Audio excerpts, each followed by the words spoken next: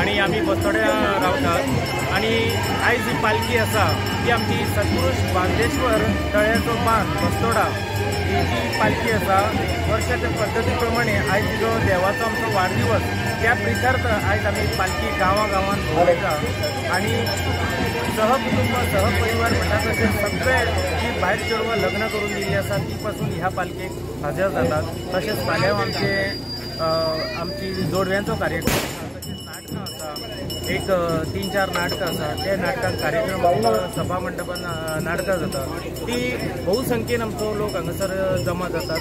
तसोच दनपार आमचो महाप्रसाद जाल्लो आसा आमच्या देवाच्या वाढदिवसाच्या प्रित्यर्थ।